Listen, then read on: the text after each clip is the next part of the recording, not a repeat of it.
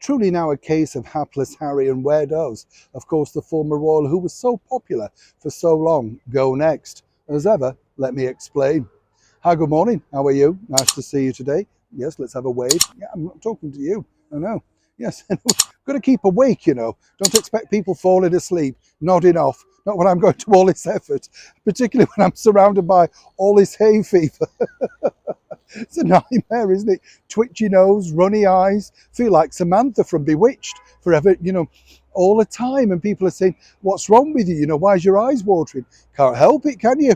Do you suffer from hay fever? You do. My sympathies. Back as ever to your breaking roll story of the day. It didn't really take long, did it? Well, let's say 5 years. And it must be very disheartening now, on a more serious note, when you think about it, for Prince Harry. A lot of people won't have much sympathy, and who can blame them? There he is, dishing out the documentaries, revealing all in his books, and basically bashing his ex-family. It's hard to pull back and say, well, we feel sorry for you. But as ever, according to a very good source, Prince Harry is at moment having shall we say, a flash of looking back at his life, as you do, particularly when you've gone through something of a catastrophe, like that recent debacle over in New York with the alleged car chase that Gayle King still believes in. You get the picture.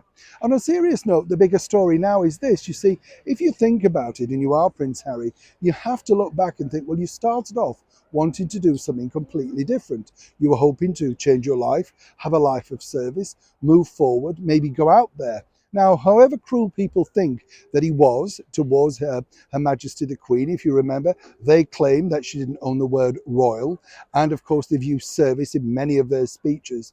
You have to also think as well that this was a man perhaps looking to escape, wanting to change his life, and there Meghan Markle was ready to open that door.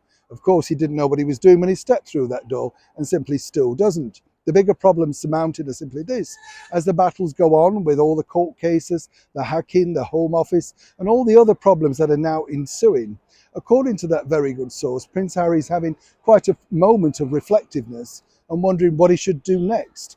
Now, I'm not suggesting for one moment that he's repentive and thinking he wants to come home. He pointed that out in that sit down with Hodder, didn't he, a year ago, basically saying California is his home.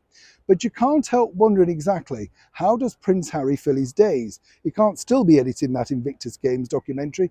And now he's finished, obviously, his main book. He will be doing an update for the paperback edition, but he can't fill his time. How about the Chief Impact Officer role? Apparently that's fizzled to nothing. And the bottom line for Harry now is, as he sits back and sees exactly how successful his family have remained and improved in popularity, he has to decide exactly where he turns next. As for his wife, of course, she's already carving out that individual path. And as we told you, very keen, whatever she claims, to move into the world of politics, with or without the support, some might say, allegedly, of the former royal known as Prince Harry.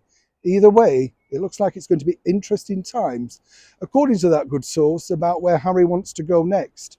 But would he be the right choice?